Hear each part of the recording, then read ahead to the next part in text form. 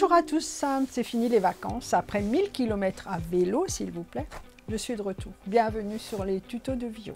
Sachez que je m'inspire aujourd'hui d'un modèle qui est fabriqué en usine. C'est des choses qui sont imprimées au kilomètre, qui sont fixées sur des toiles et qui vous sont vendues dans les magasins de déco. Je vais m'en inspirer, bien sûr, mais à ma façon, je vais travailler ce fond avec des pochoirs. Surtout la robe de cette jolie dame qui est faite avec un collage de papier. Alors, j'ai déjà avancé un petit peu. Sachez que vous trouvez ces plans et ces descriptifs en lien sur mon site. N'hésitez pas à cliquer pour avoir plus d'informations. Alors, j'ai d'abord décalqué le modèle en utilisant un papier carbone, jaune ou bleu ou noir. Ensuite, pour bien voir les contours, j'ai utilisé un fusain pour un petit peu marquer déjà un peu mieux les contours de cette robe que je vais peut-être faire un petit peu moins grande que ne l'était l'original. Et donc, en premier lieu, je vais commencer à peindre le fond et ensuite mettre du papier, du collage pour la robe. C'est peut-être nouveau pour vous, mais sachez que c'est très agréable à faire et ça donne des résultats assez bluffants. On va commencer par peindre le fond. Alors, je vais partir de quelque chose de très clair, dans les gris, en prévision de mettre tout à l'heure des pochoirs.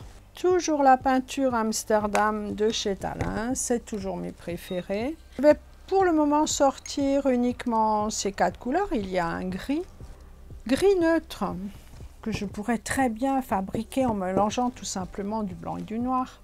Et il y a un petit peu d'argenté, le 800. Je ne sais pas exactement si ça va faire l'effet que je souhaite, mais je voudrais que le fond soit légèrement iridescent.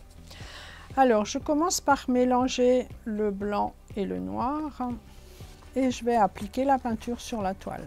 Je commence par un coin foncé, par un travail un peu de criss-cross, toujours un petit travail en croix. On pourrait également travailler en longueur, faire des lignes, pourquoi pas. Mais je préfère être un petit peu plus, le geste un peu plus aléatoire pour avoir quelque chose de fondu avec des petits aspects nuagés. J'incorpore un petit peu mon argenté, je ne sais pas si l'effet sera chouette. On verra à la fin.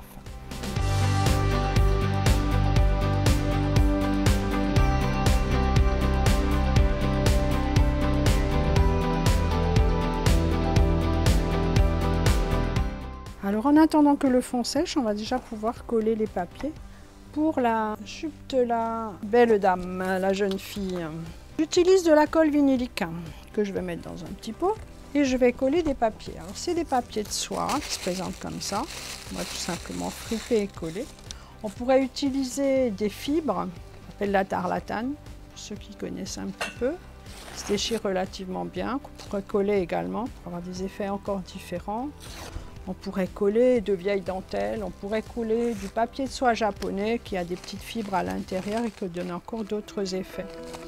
Alors n'hésitez pas à garder justement ce genre de papier de soie parce qu'il s'imprègne très bien de la colle et on peut faire vraiment les formes qu'on veut. Tout d'abord mettre de la colle sur la toile et ensuite on va poser le papier et faire des petits plis un peu dans le sens de ce qu'on veut faire et on repasse par-dessus parce qu'il est très important que le papier soit correctement collé.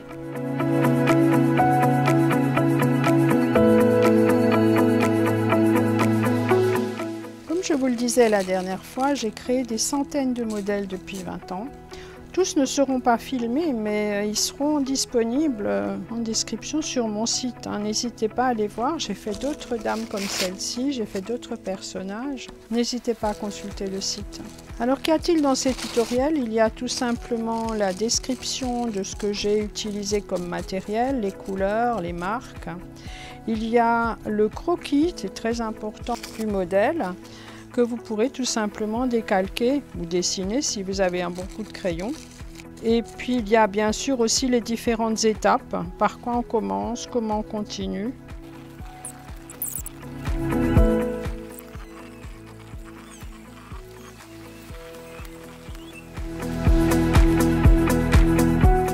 Voilà pour la robe et là on va fabriquer sa broche en forme de fleur à peu près. Grossièrement on va faire quelque chose qui ressemble un peu à une pivoine, juste pour avoir un petit peu de structure en dessous quand on va la peindre tout à l'heure.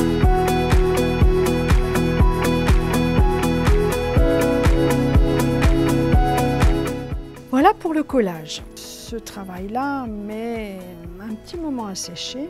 Je vous conseille de faire ça la veille avant de démarrer la peinture. Le pinceau, quant à lui, il se rince à l'eau puisque la colle vinylique a un solvant tout simple qui est de l'eau. Pensez à le faire tout de suite, sinon votre pinceau va durcir et il sera irrécupérable. À ce stade-là, on va commencer par la peinture du corps et ensuite je vais sécher un petit peu avec le sèche-cheveux pour accélérer le séchage de la robe. Donc je démarre par couleur peau. J'ai un très large choix de pinceaux, les miens et ceux de mon amie Véronique Markovitch qui nous a quittés l'année dernière. Et j'aime penser qu'à travers ces pinceaux, elle est un petit peu avec nous. Je vais utiliser un pinceau biseau, j'en ai de différentes tailles. Ça me permet de bien suivre les contours et je vais commencer par le visage de la jeune fille. Avec la couleur peau, j'ai oublié de frotter le fusain. Si vous passez un petit peu de fusain sur la toile, il est judicieux de retirer les trop-pleins parce que le fusain va se mélanger à votre peinture, ce qui n'est pas forcément gênant, ça peut donner une ombre. Mais dans la couleur peau, risque de la salir beaucoup.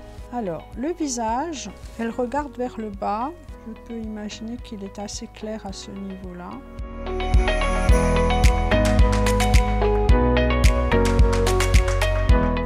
Ensuite, on a cette nuque qui est là, où on peut imaginer que la lumière vient de là, et donc cette partie-là devrait être claire et celle-là un petit peu plus foncée.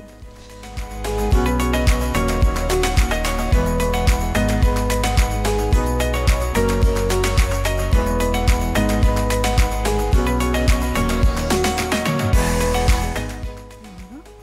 Je vais laisser sécher un petit peu et je vais repasser un petit peu une deuxième couche de finition. Je suis sous les bras, il y a un peu d'ombre. On va laisser sécher et enfin là on a le dessus de la poitrine qu'on va faire très clair parce qu'elle est vraiment bien à la lumière. Voilà, après une deuxième couche sur la couleur peau pour bien lisser l'ensemble, je vais laisser sécher et je vais vous montrer la suite du fond réalisé avec des pochoirs.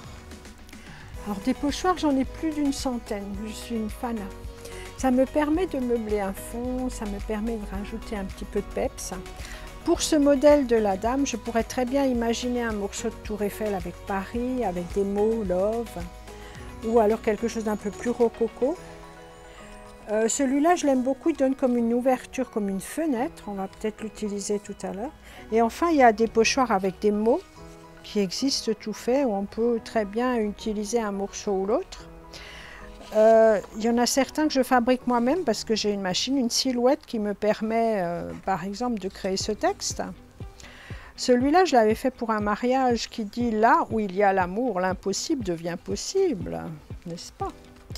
Et enfin, il y a des choses un peu plus champêtres, par exemple, selon le modèle que vous faites, n'hésitez pas à combiner, à passer les uns sur les autres. Ce qui est toujours très important de faire, c'est de protéger pour éviter de voir les côtés. Je vais vous montrer de quoi il s'agit. Je vais commencer par celui-ci.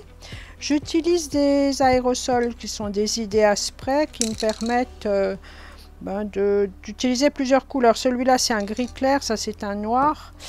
Il existe en blanc et bien sûr en couleur. Là, je vais travailler avec cette couleur-là, couleur un peu claire. Je pose mon pochoir. Là où ça risque d'être vilain, c'est si on voit ses côtés. Donc il faudrait poser un morceau de papier. Moi, je ne vais utiliser le spray qu'à cet endroit-là. Donc je n'ai pas vraiment besoin de protéger là. Je vais l'utiliser ici. Bien agité au départ. Je fais un petit essai sur un bout de papier. C'est presque rien. Et pourtant, c'est suffisant. C'est du noir que je peux combiner avec un peu de gris clair. Je peux aussi bouger un peu le pochoir. On aura un aspect tridimensionnel. C'est très simple à faire et tout de suite on a un effet très intéressant. Je vais choisir aussi un petit mot. Presque rien et c'est suffisant. Voilà, un peu dans l'autre sens. You are my piece of paradise. C'est pas beau ça? Et me voilà déjà avec un fond un peu travaillé. On va passer à la couleur des cheveux et à la couleur de la robe. Petit carré plongeant pour la petite dame. On va laisser sécher, peut-être repasser une deuxième couche ou pas. selon les nuances qu'on veut faire ressortir. J'aimerais peut-être lui mettre un peu de blanc, mais je ne le mets pas maintenant parce que ça me donnerait des nuances grises. Cette jeune fille est encore bien jeune pour ne pas encore avoir de cheveux gris. Pour la robe, je vais faire un mélange de gris. Je vais rester dans du gris argent.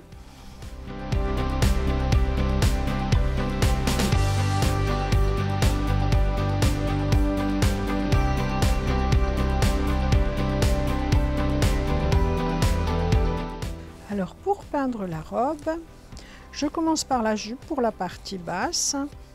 Je laisse des endroits bien clairs, d'autres un peu plus foncés. C'est assez aléatoire, je ne calcule pas.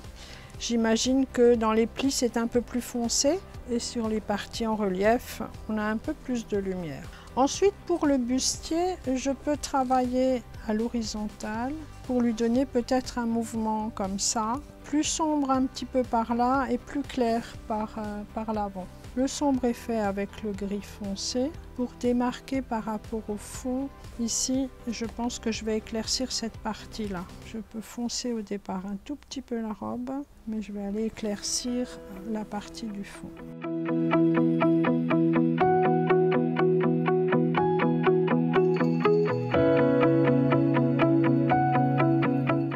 C'est pas mal. Elle est jolie. Le blanc dans les cheveux pour donner un petit peu de lumière. Je vais utiliser un pinceau un peu plus dur. Je ferai la même chose sur la robe tout à l'heure. Pour le moment, elle est encore trop mouillée. Je ne peux pas travailler.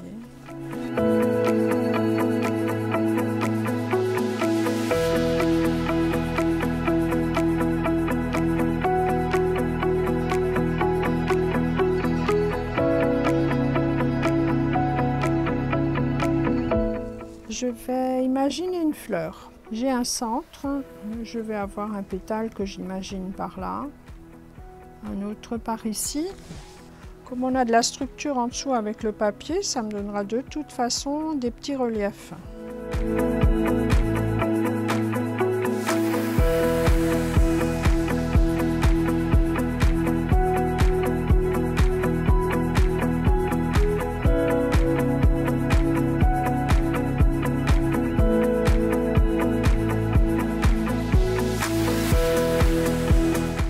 Quelques petites finitions sur la fleur, avec un petit peu de blanc pour marquer la lumière, accentuer un petit peu les ombres avec le violine, quelques petits reflets dans les cheveux quand même.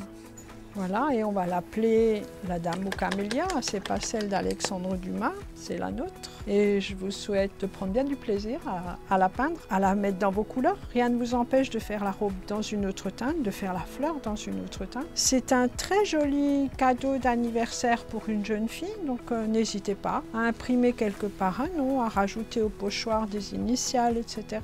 J'espère que vous avez aimé cette vidéo. Si c'est le cas, n'hésitez pas à mettre un pouce bleu et à vous abonner pour voir les prochains tutoriels avec le lien en description. N'hésitez pas à retrouver ce tutoriel sur mon site et à très bientôt pour de nouvelles vidéos.